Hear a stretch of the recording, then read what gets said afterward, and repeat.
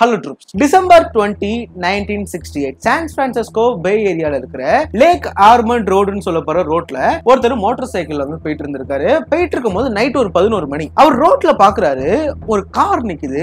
அந்த காருக்கு பக்கத்துல 2 பேர் சுடப்பட்டிருக்காங்க. அதுல ஒரு ஆள் கார்ல சாஞ்சிருக்காரு, ஒரு ஆள் ரொம்ப தூரம் ஓடி ரோட்ல வந்து சுடப்பட்டு இறந்து கிடக்குறாங்க அப்படின்றது தெரியுது. டக்குனு அவங்க போலீஸ் கான்டாக்ட் பண்றாங்க. போலீஸ் அந்த கிரைம் ஏரியாவுக்கு வராங்க. வந்ததுக்கு அப்புறம் இன்வெஸ்டிகேட் பண்ணும்போது தான் தெரியுது, இந்த 2 பேர்ல ஒரு ஆள் வந்து டேவிட் ஃப்ரெடன் சொல்லப்படுற 17 வயசு பையன், அடுத்து பெட்டி அப்படின்னு சொல்லப்படுற 16 வயசு பொண்ணு. இவங்க 2 பேரும் தங்களோட ஃபர்ஸ்ட் டேட்டிங்காக இந்த இடத்துக்கு கார்ல வந்திருக்காங்கன்னு தெரியுது. வீட்டுல இருக்க எல்லாருமே சொல்லிட்டு தான் கிளம்பி வந்து இருந்திருக்காங்க. 10:05 இருந்து 10:10க்குள்ள யாரோ இவங்களை சுட்டிருக்காங்க அப்படின்றது தெரியுது. பெட்டின்னு சொல்லப்படுற பொண்ணு வந்து டக்குன்னு தப்பிச்சு ஓடலாம், உயிர் தப்பிக்கலாம்னு சொல்லி ஓடும் போது அந்த பொண்ணை முதுகுலயே பல முறை சுட்டு பொண்ணு இருக்கான் அப்படின்னு தெரியுது. 17 வயசு பையன் சுட்டதுக்கு அப்புறமா உயிர் பொழைச்சிருந்திருக்கான். அந்த பையனை வந்து ஹாஸ்பிட்டல் கூட்டு போயிருக்க டைம்ல அந்த பையன் இறந்து போயிருக்கான். 2 பேருமே இறந்து போறாங்க. போலீஸுக்கு எந்த ஒரு க்ளூமே கிடைக்கல. கார்ல இருக்கிற ஃபிங்கர் பிரிண்ட்ஸ்ல இருந்து யாரா இருக்கலாம் எப்படின்ற எந்த எவிடன்ஸுமே கிடைக்கல. அடுத்த 6 மாசத்துக்கு 6 மாசம் கழிச்சு ஜூலை 4,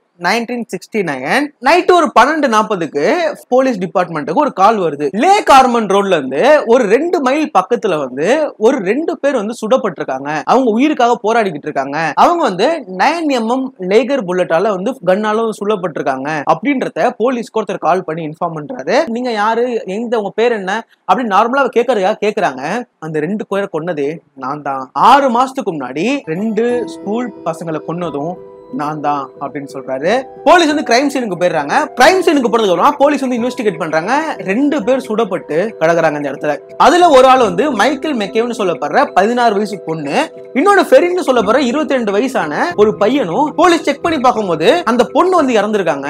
ஆனா அந்த பையன் வந்து உயிருக்காக போராடிட்டு இருக்கான். அந்த பையனை வந்து ஹாஸ்பிட்டல் கூட்டு போறாங்க. என்ன நடந்துச்சு அப்படின்னு அந்த பையன் கிட்ட ரெக்கவர் ஆனதுக்கு அப்புறமா கேக்குறாங்க. அந்த பையன் என்ன சொல்றானா, மெக்கேவும் நானும் வந்து கார்ல எடுத்துக்கிட்டு டேட்டிங் கிளம்பும் போது நாங்க நிறைய இடத்துக்கு போயிட்டு இருந்தோம். ஒரு குறிப்பிட்ட இடம் வந்ததுக்கு அப்புறமா ஒரு கார் வந்து எங்களை ஃபாலோ பண்றதை நாங்க நோட்டீஸ் பண்ணோம். ப்ளூ ராக் ஸ்பின்னு சொல்லப்படுற ஒரு இடம் இருக்கு. அந்த இடத்துல அதிகமா கப்பிள்ஸ் எல்லாம் வந்து போயிட்டு இருப்பாங்க. அந்த இடத்துக்கு நாங்க போலாம் அப்படின்னு போயிட்டு காரை நிப்பாட்டி இருந்தோம். பின்னாடி எங்களை ஃபாலோ பண்ணிட்டு வந்து அந்த கார் வந்து எங்களுக்கு பின்னாடியே நின்னு லைட் வந்து பிளாஷ் பண்ணாங்க. போலீஸ் ஆபீசர் வராங்க போல, நம்ம கிட்ட ஐடி செக் பண்ண வராங்க போல. அங்கேருந்து அந்த மனுஷன் வந்து நம்ம கிட்ட காரை நோக்கி வந்துட்டு இருந்தாரு. டார்ச் லைட் ஆன் பண்ணி எங்களை வந்து பாத்துக்கிட்டே இருந்தாரு. நாங்க வந்து நார்மலா தான் ஐடி கார்டு வந்து செக் பண்ண போறாங்க அப்படின்னு நாங்க வந்து பாத்துக்கிட்டு இருந்தோம். பிளாஷ் அடிச்சிட்டு இருக்கும்போது அவரோட மூஞ்சி எனக்கு கரெக்டா தெரியல.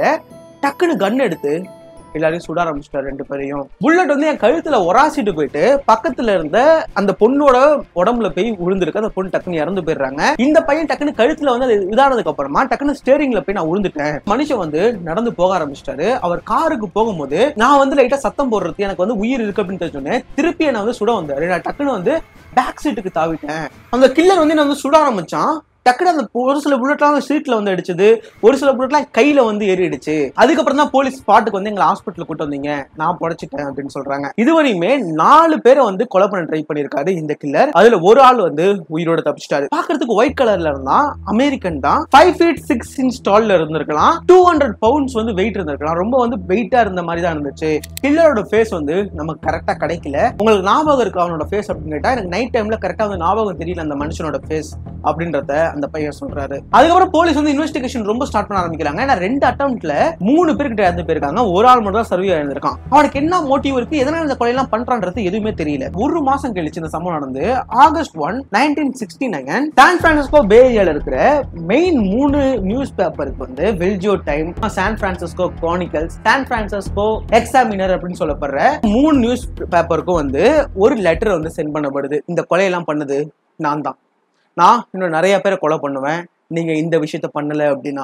இன்னொரு நிறைய கோட்ஸ் எல்லாம் பதிக்கப்பட்ட, நிறைய சிம்பிள்ஸ் எல்லாம் போட்டு ஒரு 408 சிம்பிள் போட்ட ஒரு பேப்பர் வந்து அந்த லெட்டர்ல இருந்திருக்கு. அதுக்கு பேர் வந்து கிரிப்டோகிராம் அப்படின்னு சொல்லுவாங்க, சைபர் அப்படின்றது. அதுல பாத்தீங்கன்னா நிறைய கோட்ஸ் இருக்கும். இதை வந்து நீங்க வந்து கிராக் பண்ணீங்கன்னா நான் என்ன சொல்ல வரேன்னு உங்களுக்கு புரியும். இந்த 3 நியூஸ் பேப்பருமே இந்த விஷயத்த ஃப்ரண்ட் பேஜ்ல வந்து போடணும் அப்படின்னு சொல்லி இருந்திருக்கு. அடுத்த நாள் காலையில இருக்கிற எல்லா அந்த லெட்டர்ஸுமே வந்து ஃப்ரண்ட் பேஜ்ல வந்து போடப்படுது. ரொனால்ட் பெட்டின்னு சொல்லப்படுற வயசான ஒரு 2 கப்பல் வந்து அந்த ஏரியால வந்து வாழ்ந்துகிட்டு இருக்காங்க, சான் பிரான்சிஸ்கோ அந்த ஏரியால. அவங்க வந்து டீகோட் பண்றாங்க. எனக்கு வந்து இந்த மாதிரியான விஷயங்கள்லாம் இன்ட்ரெஸ்ட் இருக்குன்னு சொல்லி அந்த சிம்பிள்ஸ்லாம் இருக்குல்ல அதை வந்து சால்வ் பண்ண ட்ரை பண்றாங்க.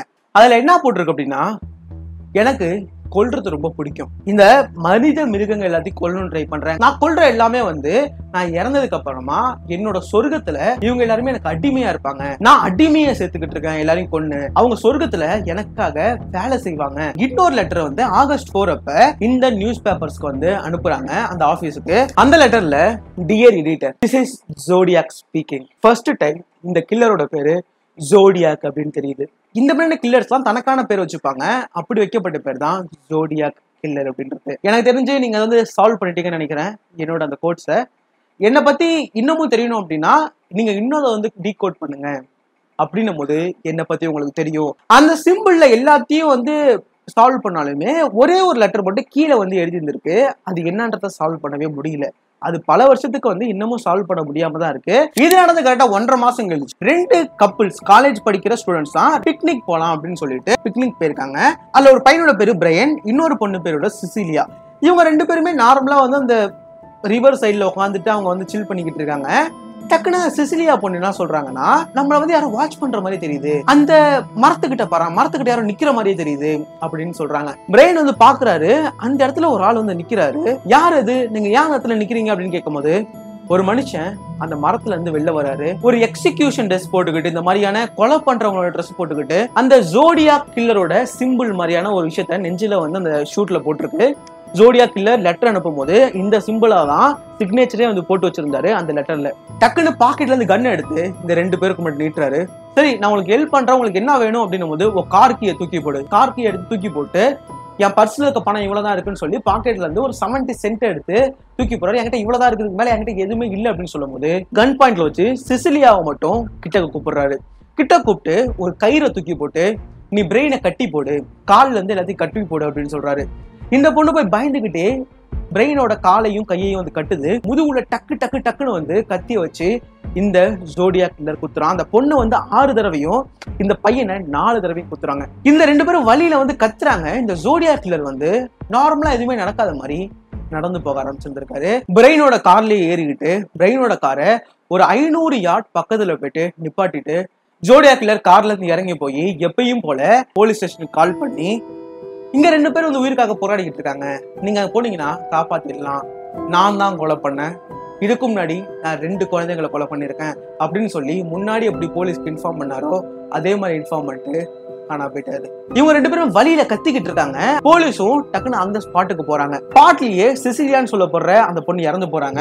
ஆனா பிரெயின் வந்து இன்னும் உயிரோட தான் இருக்காரு. ஹாஸ்பிட்டலுக்கு கூட்டு போறாங்க. போனதுக்கு அப்புறமா அவர் வந்து கியூர் ஆக ஆரம்பிக்கிறாரு. அவர் உயிரோட இருக்க ஆரம்பிக்கிறாரு. போலீஸ் வந்து இன்வெஸ்டிகேட் பண்ண ஆரம்பிக்கிறாங்க. பிரெயினோட கார் எங்க போச்சுன்னு சொல்லி பிரெயினோட காரையும் கண்டுபிடிக்கிறாங்க. அந்த கார்ல வந்து ஒரு விஷயம் எழுதப்பட்டிருக்கு. முன்னாடி இந்த 2 அட்டம் நடந்துச்சுல, அந்த அட்டம்டோட டேட்டை எழுதிட்டு 3வது டேட்டை கீழே எழுதிட்டு பை நைஃப், இதுக்கு முன்னாடி நான் கண்ணால சுட்டு கொன்னேன், ஆனா இவங்கள கத்தியால குத்துனேன் அப்படின்னு சொல்லி அந்த கார்ல எழுதிட்டு போயிருந்திருக்காங்க. போலீஸ் வந்து இந்த காரை செக் பண்ணும் போது அதுல நிறைய ஃபிங்கர் பிரிண்ட்ஸ் கிடைக்குது. இந்த ஃபிங்கர் பிரிண்ட்ஸை வச்சு தேடலாம் அப்படின்னு பிளான் பண்றாங்க. பிரெயின் கிட்ட கேக்குறாங்க, அந்த ஜோடியாக்லோட ஃபேஸ் நீங்க பாத்தீங்களா? ஃபேஸ்லாம் தெரியல, அவருக்கு மொத்தமா வந்து கவர் பண்ணிருந்தாரு மூஞ்ச. இந்த மாதிரி ஒரு ட்ரெஸ் போட்டுக்கிட்டு 5 feet 6 inch டால்ல இருக்கலாம், அப்புறம் 200 பவுண்ட் வந்து அவங்களோட வெயிட் இருக்கலாம் அப்படின்றது வந்து சொல்றாங்க. எக்ஸாக்டா இதுக்கு முன்னாடி ஒரு ஆள் சொன்னார்ல குறைச்சவர், அதுவும் இதுவும் சேமா இருக்கு. போலீஸ் அடுத்து கொஞ்ச நாளுக்கு ரொம்ப இடத்துல தேடுறாங்க.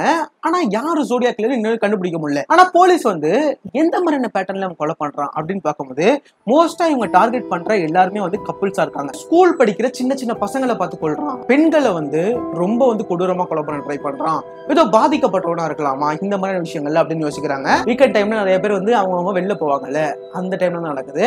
நைட் டைம்ல, சில டைம்ல இந்த சம்பவம் வந்து பகல் டைம்ல யாருமே இல்லாத இடத்துல அந்த மாதிரி நடக்குன்றத வந்து போலீஸ் நோட்டீஸ் பண்றாங்க. ஆனா 4th attempt இன்னொன்னு நடக்குது. இது எல்லாத்தையும் காண்டிலையும் வேற மாதிரி இருக்கு. அக்டோபர் 11, 1969 பால் ஸ்ட்ரெயின் சொல்லப்படுற ஒரு டாக்ஸி டிரைவர் என்ன பண்றாரு அப்படின்னா, அவர் வந்து எப்பயுமே வந்து வண்டி ஓட்டிக்கிட்டு டாக்ஸி ஓட்டிட்டு போயிட்டு இருக்கும் போது ஒரு ஆள் வந்து டாக்ஸில வந்து ஏறுறாரு. அவர் என்ன சொல்றாருன்னா, என்ன ஒரு இடத்துல போய் டிராப் பண்ணிடுங்க அப்படின்னு சொல்றாரு. இந்த இடம் எல்லாமே கனெக்ட் பண்ணி பாத்தீங்க அப்படின்னா ஃபர்ஸ்ட் அட்டெம்ப்ட் நடந்துச்சுல, அதுல இருந்து 2 மைல் தள்ளி தான் செகண்ட் அட்டெம்ப்ட் நடந்திருக்கும். அதுல இருந்து 2 மைல் தள்ளி தான் இன்னொரு அட்டெம்ப்ட் நடந்திருக்கும். அதே மாதிரி அந்த ஏரியால சுத்தியே இந்த டாக்ஸி டிரைவர் வந்து போக சொல்லியிருக்காரு. அவரும் நார்மலா போயிட்டு அந்த டாக்ஸி டிரைவர் நிப்பாட்டிட்டு நீங்க இறங்குங்க அப்படின்னு சொல்லியிருக்கும் போது பின்னாடி இருந்து உட்கார்ந்து இருந்தவர் காலரை பிடிச்சி கன் எடுத்து அவரோட ஸ்கல்லிலேயே வந்து சுட்டு கொலை பண்ணியிருக்காரு. கில்லர் ஏஞ்சி போய் ஃப்ரண்ட் சீட்ல போயிட்டு அந்த டாக்ஸி டிரைவரோட பர்ஸையும் அவரோட உடம்புல இருந்து சில ட்ரெஸ், அவர் போட்டிருக்க ட்ரெஸ்ஸோட சின்ன ஒரு பீஸையும் கட் பண்ணி எடுத்துட்டு போயிடுறாரு.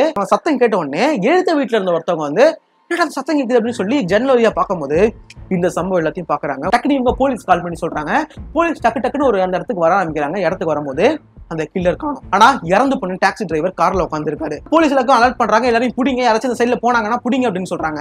வீட்டுல இருந்த 2 பேருமே என்ன சொல்றாங்கன்னா, அந்த மனுஷன் வந்து வெள்ளை கலர்ல இல்லைங்க, அந்த மனுஷன் ஒரு பிளாக் மேலுங்க அப்படின்றாங்க. ஒரு அமெரிக்கன் கிடையாது, அவர் ஒரு ஆப்பிரிக்கன் அப்படின்னு சொல்றாங்க. இன்னொரு இடத்துல போலீஸ் 2 பேர் என்ன பண்றாங்கன்னா, அந்த வழியா வந்துகிட்டு இருந்த ஒரு ஒயிட் மேனை பிடிச்சி நீங்க என்ன இங்க பண்றீங்க அப்படின்னு கேட்கும்போது, கரெக்டா அந்த மனுஷன் பாக்கிறதுக்கு 20 பவுண்ட்ஸ் இருக்காரு, 6 feet 8 inch டாலும் இருக்காரு. கரெக்டா இத்தனை நாளுக்கு முன்னாடி சொன்ன எல்லாரும் மாதிரியான உருவத்திலையும் அந்த மனுஷன் இருக்கிறாரு. யாரு என்ன ப்ரூஃப்னு கேட்கும்போது, ஒரு ஆள் வந்து அங்க கன் எடுத்துட்டு வந்து நான் பார்த்தேன் அப்படின்னு இந்த மனுஷன் ரிப்ளை பண்றாரு. அதே கொஞ்ச நேரத்துல வந்து வாக்கி டாக்கில இந்த 2 பேருக்குமே வந்து கொலை பண்ண வந்து ஜோடியாக் கில்லர் வந்து பிளாக் மேனா, அவர் வந்து ஒயிட் மேன் கிடையாது, அமெரிக்கன் கிடையாது அப்படின்னு ஒண்ணு முன்னாடி இந்த மனுஷனை விட்டுறாரு. ஆனா அந்த மனுஷன் தான் zodiac killer. Zodiac killer black மேனே கிடையாது, மிஸ்டேக்கா மேல் வீட்டுல இருந்து பார்த்தவங்க கருப்பான் தான் சொல்லியிருக்காங்க. ஆனா ஜோடியாக் கில்லர் வெள்ளை கலர்ல இருந்திருக்காரு. இந்த 2 போலீஸுமே ஸ்பாட்டுக்கு வந்து போயிடுறாங்க. போனதுக்கு அப்புறமா வந்து சொல்றாங்க, பிளாக் மேன் கிடையாது, வந்து அமெரிக்கன் தான், மிஸ்டேக் ஆயிடுச்சு அப்படின்னு சொல்லும் போது, இப்பதான் ஒரு ஆளை நாங்க பார்த்தோம், இவங்க சொன்ன எல்லா அடையாளமும் இருந்த மாதிரி ஒரு மனுஷனை பார்த்தோம் அப்படின்னு சொல்லிட்டு திருப்பி எங்க பார்த்தாங்களோ அந்த இடத்துல போய் பார்த்தா அந்த மனுஷன் இல்லை. அதுக்கப்புறம் எல்லா இடத்துலையும் தேடி பாக்குறாங்க, அந்த மனுஷன் கிடைக்கல. ஸ்கெட்ச் பண்ணுவாங்கல்ல, இந்த மாதிரியான ஃபேஸ்லாம் ஞாபகம் இருக்கு அப்படின்னு சொல்லி இந்த 2 போலீஸ்டையும் ஒரு இடத்துல உட்கார வச்சு இந்த ஃபேஸ் வந்து ஸ்கெட்ச் பண்ணுங்க, எப்படி நீங்க பாத்தீங்க அப்படின்னு சொல்லி ஸ்கெட்ச் பண்றாங்க. அதுவே மேல் வீட்டுல ஒருத்தவங்க பார்த்தாங்கல்ல, கால் பண்ணி போலீஸ் பண்ணாங்கல்ல, அவங்களையும் உட்கார வச்சு எப்படி இருந்தான்றத சொல்லுங்கன்னு சொல்லி ஸ்கெட்ச் பண்றாங்க. எடுத்து 2த்தையும் வச்சு பார்த்தா 2 போட்டோவுமே ஒரே மாதிரி இருந்திருக்கு. இன்வெஸ்டிகேட் பண்றாங்க. அந்த 2 போட்டோவையும் பார்த்துட்டு மேல் வீட்டுல இருந்தவங்க கிட்ட இவர் தான் நீங்க பாத்தீங்களான்னு கேட்டா இவர் தான் அப்படின்றாரு. அதுவே போலீஸ் கிட்ட 2 பேர்ட்டையும் கேட்டா இவர் தான் நாங்க அங்க பார்த்தோம் அப்படின்னு இருக்காங்க. For the first time zodiac கில்லரோட ஃபேஸ் எல்லாருக்கும் கிடைக்குது. சான் பிரான்சிஸ்கோ பே ஏரியால இருக்கிற எல்லா இடத்துலயும் இந்த போஸ்டரா அடிச்சு விட்டுறாங்க. இந்த மாதிரி ஒரு ஆள் நீங்க பாத்தீங்கன்னா பாதுகாப்பா இருந்துங்கன்னு சொல்லி எல்லா கேப் டிரைவர்ஸ்க்கு எல்லாருக்குமே வந்து இந்த மாதிரியான இன்ஸ்ட்ரக்ஷன் வந்து கொடுக்குறாங்க. இந்த மாதிரி ஒரு ஆளை பார்த்தா வண்டியில ஏத்தாதீங்க அப்படின்னு சொல்லி. இந்த சம்பவம் நடந்து 3 நாள் கழிச்சு அக்டோபர் 14 குரோனிக்கல் நியூஸ் பேப்பர் வந்து ஒரு லெட்டர் வந்து ரிசீவ் பண்றாங்க. This is zodiac speaking. நான் தான் இந்த டாக்ஸி டிரைவரையும் கொலை பண்ணேன். நம்மளனா நான் ட்ரெஸ்ஸோட ரத்தம் படிஞ்ச அந்த ட்ரெஸ் உங்களுக்கு அனுப்பியிருக்கேன்னு சொல்லி அந்த லெட்டரோடையே சேர்த்து அனுப்பியிருக்காரு. நேத்து நைட்டே நான் போலீஸ் ஆல்மோஸ்ட் பிடிச்சிட்டீங்க, ஆனா இன்னமும் எனக்கு தெரியிருந்தீங்கன்னா கண்டுபிடிச்சிருக்கலாம், என்ன நீங்க விட்டுட்டீங்க அப்படின்னு சொல்லி அந்த லெட்டர்ல எழுதியிருக்கு. அதுக்கப்புறம் கீழே என்ன போட்டிருக்கேன்னா, எனக்கு இந்த ஸ்கூல் பசங்களை கொலை பண்றது எனக்கு பிடிச்சிருக்கு. ஒரு நாள் நான் இந்த ஸ்கூல் பசங்க போயிட்டு இருக்க பஸ்ஸோட டயரை பஞ்சர் ஆக்கி உள்ள இருக்க எல்லாரையும் கொல்லுவேன். போலீஸ் வந்து டக்குன்னு ஷாக் ஆகி இருக்கிற எல்லா ஸ்கூல் பஸ்ஸஸோட டிரைவர் எல்லாருக்குமே இப்ப அலாட் பண்றாங்க. நீங்க வந்து யாராச்சும் இந்த மாதிரி முன்னாடி வந்து டயர் வந்து ஷூட் பண்ணாங்கன்னா டக்குன்னு வண்டியை நிப்பாட்டாதீங்க, எடுத்துட்டு போயிட்டே இருங்க. எந்த இடத்துல மனுஷ நடமாட்டம் அதிகமா இருக்கோ அந்த இடத்துக்கு போயிடுங்க. ஆரன் அடிச்சுக்கிட்டே போங்க. உள்ள இருக்கிற எல்லா பசங்களையும் தரையில வந்து படுக்க சொல்லிடுங்க, எந்த பசங்களையும் உட்கார சொல்லாதீங்க அப்படின்னு சொல்லி நிறைய இன்ஸ்ட்ரக்ஷனை ஊர் ஃபுல்லா இருக்க ஸ்கூல் பஸ்க்கு எல்லாத்துக்குமே அனௌன்ஸ்மெண்ட் கொடுக்குறாங்க. எல்லாருமே அதை வந்து பாத்துக்கிட்டு இருக்காங்க.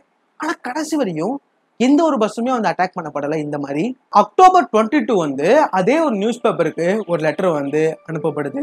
மெல்வின் பெல்லி அப்படின்னு சொல்ல போற ஒரு லாயர் இருக்காரு, அவர்கிட்ட நான் பேசுறேன், அவரை ஒரு டிவி ஷோ கொண்டு வாங்க, அந்த டிவி ஷோல நான் லைவா கால் பண்றேன், நான் அவர்கிட்ட பேசுறேன் அப்படின்னு சொல்லி நியூஸ் பேப்பருக்கு அனுப்பப்பட்ட லெட்டர்ல போட்டுருக்கு. இந்த லாயரையும் கூட்டு வந்து டிவி ஷோல உட்கார வைக்கிறாங்க.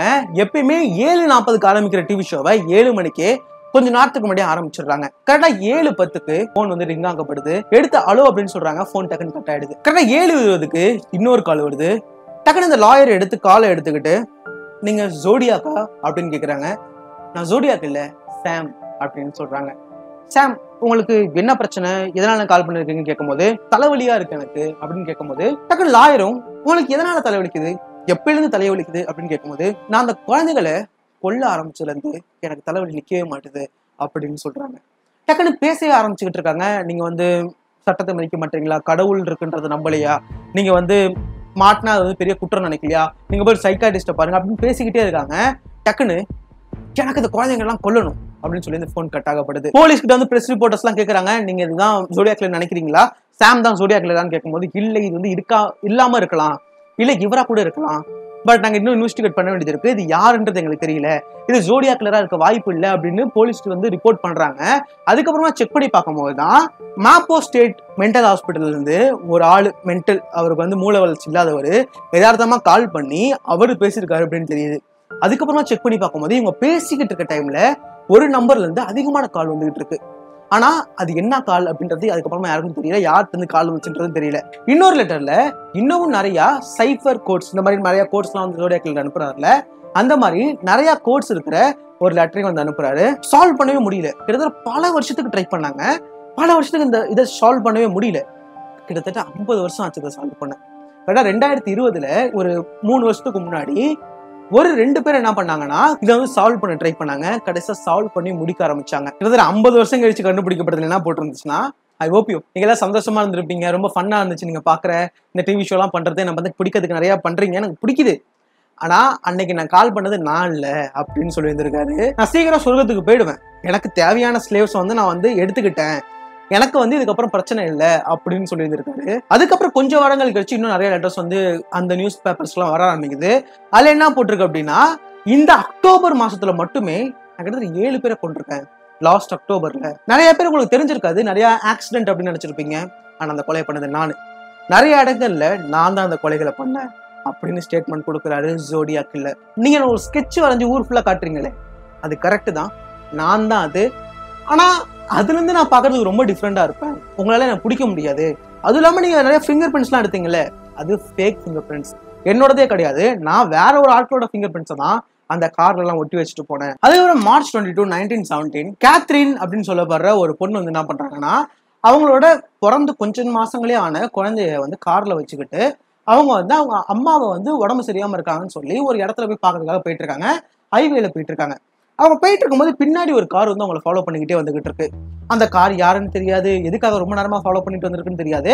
அவங்க வந்து நம்மள ஓவர்டேக் பண்ண ட்ரை பண்றாங்கன்னு நினைச்சுக்கிட்டு அவங்க வந்து கார் லைட்டா திருப்புறாங்க, லைட்டா ஓவர்டேக் பண்றதுக்காக வரி விடுறாங்க. ஆனா அவங்க வந்து போகவே மாட்டாங்க, பின்னாடியே வந்துகிட்டு இருக்காங்க. இவங்களுக்கு என்ன பண்றதுன்னு தெரியல. டக்குனு ஒரு இடத்துல போய் நிப்பாட்டுறாங்க. யாரா இருக்கும் நம்மள வந்து ஏன் பின்தொடர்றாங்கன்னு சொல்லும் போது ஒரு இடத்துல போய் நிப்பாட்டுறாங்க. நிப்பாட்டினதுக்கு அப்புறமா அந்த கார்ல இருந்து ஒருத்தர் ஏறிச்சு வந்து, உங்களோட கார் டயர் வந்து லூஸா இருக்குது, நான் வந்து அதை சரி பண்றேன் அப்படின்னு சொல்லிட்டு இவர் அந்த கார் டயரை போயிட்டு நல்லா வந்து ட்ரை பண்ணி விடுறேன் அப்படின்னு சொல்லி ஏதோ ஒன்று பண்றாரு. பண்ணதுக்கு அப்புறமா ஓகே நீங்க போங்க, உங்க காரோட வீலை நான் வந்து ரெடி பண்ணிட்டேன் அப்படின்னு சொல்லிட்டு திருப்பி கார்ல போய் உட்காந்துடுறாரு. இவங்களும் வந்து முன்னாடி போக ஆரம்பிக்கிறாங்க. போயிட்டே இருக்கும்போது டக்குனு காரோட வீல் வந்து ஒட்டஞ்சு இந்த இதெல்லாம் இருக்கும்ல போல்ட்லாம் அப்படியே உருண்டுகிட்டு ஒரு சைட்ல போக ஆரம்பிச்சிடுது. டக்குனு கார் வந்து இடத்துல போய் நிக்குது. டக்குனு பின்னாடி வந்துகிட்டு இருந்தவர் என்ன பண்றாருன்னா, பின்னாடி இந்த கார்ல அவர் இறங்கி வந்து, ஓ வீல் வந்து கரெக்டா இல்லை போல, நீங்க வந்து என்ன பண்ணுங்க என் கார்ல வந்து ஏறி உட்காந்துக்குங்க குழந்தைய கொண்டுக்கிட்டு, நான் இங்கேருந்து கேஸ் ஸ்டேஷன் இருக்கும்ல அங்க கூட்டு போயிட்டு பெட்ரோல் பங்க்ல இருந்து ஆட்களை கூட்டு வந்துகிட்டு நம்ம வந்து காரை வந்து சரி பண்ணிடலாம் அப்படின்னு சொல்றாங்க. சரி இவங்களும் என்ன பண்றாங்கன்னா கார்ல ஏறி உட்காந்துடுறாங்க. கார் வந்து போயிட்டே இருக்கு. பெட்ரோல் பங்க் வருது, பெட்ரோல் பங்க்ல நிப்பாட்ட மாட்டாரு. பெட்ரோல் பங்க் தாண்டி போயிட்டு இருக்கு. இவங்களுக்கு ஒன்றும் புரியல என்ன நடக்குது, ஏன் அங்க இருந்து போறீங்க அப்படின்னு கேட்கும்போது, இப்போ குழந்தைய டோர்ல இருந்து கண்ணாடியில இருந்து தூக்கி வெளில போடு அப்படின்னு சொல்றாங்க. கேத்ரின் புரிஞ்சுக்கிட்டாங்க ஏதோ தப்பா இருக்கு. டோரை திறந்து கார்ல இருந்து குதிச்சிடுறாங்க. குதிச்ச உடனே அந்த காரை வந்து நிப்பாட்டிட்டு அந்த மனுஷனும் கார்ல இருந்து இறங்கி வந்துட்டு செக் பண்றாங்க. இவங்க அதுக்குள்ள போய் புதர்ல ஒழிஞ்சுக்கிட்டாங்க கீழே இருந்த செடிகள்ல. அவருக்கு தெரியல. அவர் என்ன பண்றாருன்னா டக்குன்னு கார் எடுத்துட்டு திருப்பி போக ஆரம்பிச்சிடுறாரு. அந்த டைம்ல வந்து வேற ஒரு கார் வருது. அந்த கார்ல இருந்தவங்க வந்து இவங்களை பார்த்துட்டு அதுக்கப்புறம் இவங்க இன்ஃபார்ம் பண்றாங்க நடந்ததெல்லாம். அவங்கள கூட்டிக்கிட்டு போலீஸ் ஸ்டேஷன் போறாங்க. போலீஸ் ஸ்டேஷன் போனதுக்கு அப்புறமா இந்த மாதிரி நடந்த சம்பவத்தெல்லாம் சொல்றாங்க. டக்குனு போலீஸ் என்ன பண்றாங்கன்னா ஜோடியாக் கில்லரோட போட்டோ எடுத்து காட்டுறாங்க. இந்த மனுஷனா நீங்க பாத்தீங்க அப்படின்னு கேட்கும்போது, ஆமா இந்த மனுஷன் தான் நான் பார்த்தேன், இந்த மனுஷன் தான் கார்ல என்ன கூட்டு போனாரு அப்படின்னு சொல்றாங்க. எந்த இடத்துல உங்க கார் பிரேக் நின்னுச்சு அங்க கூட்டு போங்க அப்படின்னு சொல்லும்போது அந்த காருக்கு போய் பார்த்தா கார் எரிஞ்ச நிலைமையில கிடக்கு. எரிஞ்ச நிலைமையில கிடக்கு என்னடான்னு சொல்லிட்டு அதுக்கப்புறம் தேடுறாங்க. ஜோடியாக் கில்லரை பத்தி எதுவுமே அதுக்கப்புறம் தெரியல. இன்னொரு லெட்டர் வந்து கிடைக்குது போலீஸுக்கு. This is zodiac speaking. நீங்க முன்னாடி அனுப்பின இந்த கோடெல்லாம் சைஃபர்லாம் வந்து டீகோட் பண்ணிட்டீங்களா, சால்வ் பண்ணிட்டீங்களா அப்படின்னு சொல்லிட்டு மை நேம் இஸ் பிளாங்க் போட்டுட்டு ஒரு இந்த கோடை வச்சு ஃபில் பண்ணியிருக்காரு. இந்த கோட் என்ன கோடுன்னு தெரியாது. இதை கிராக் பண்ணிட்டோம் அப்படின்னா ஜோடியாக் கில்லரோட உண்மையான பேர் தெரிஞ்சிடும். ஆனா செக் பண்ணி பாக்குறாங்க, பல கோட்ஸ் வந்து வருது, பல நேம்ஸ் வந்து கண்டுபிடிக்கிறாங்க. இதுல எது உண்மையான ஜோடியாக் கில்லரோட நேம் அப்படின்றது கண்டுபிடிக்க முடியல. அதுக்கப்புறம் பல லெட்டர் வந்து ஜோடியாக் கில்லர்ல இருந்து வருது. நான் பாம்பு வச்சிருக்கேன், பாம்பு நான் எப்படி வெடிக்க வைக்க போறேன், நம்ம இந்த மாதிரியான பாம்பு ரெடி பண்ணிருக்கேன் அப்படின்னு ஒரு சில வாரங்களுக்கு லெட்டர்ஸ் வந்துகிட்டே இருக்கு. பட் அந்த மாதிரியான சம்பவங்கள் எதுவுமே நடக்கல. கடைசி லெட்டர் ஜனவரி 13, 1974 வந்து ஜோடியாக் கில்லர்ல இருந்து கரக்டிசி லெட்டர் வந்திருக்கு. இந்த பழைய படம் தெரியுமா, எக்ஸோசிஸ்ட்னு சொல்லி ஒரு பேய் படம் இருக்குமே, அந்த படத்தோட ரிவ்யூ வந்து எழுதி லெட்டர் அனுப்பியிருக்காரு. அதுக்கப்புறமா எந்த ஒரு லெட்டருமே ஜோடியாக் கிட்ட இருந்து வரல. அந்த லெட்டரோட கடைசியில என்ன எழுதிருக்குன்னா, மீ 37 SFPD 0 அப்படின்னு.